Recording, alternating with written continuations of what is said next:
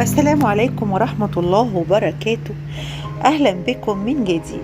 لن تصدق أن نجمة مسلسل الحاج متولي ذبحت أمها أمامها وخربت بيت زوجها.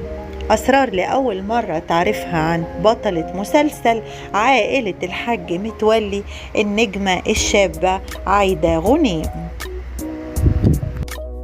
معظمنا شاهد مسلسل عائلة الحاج متولي الذي حقق نجاحا كبيرا عند عرضه عام 2001، وما زال يشاهده حتى الآن عدد كبير من الجمهور في كل مرة يعرض فيها.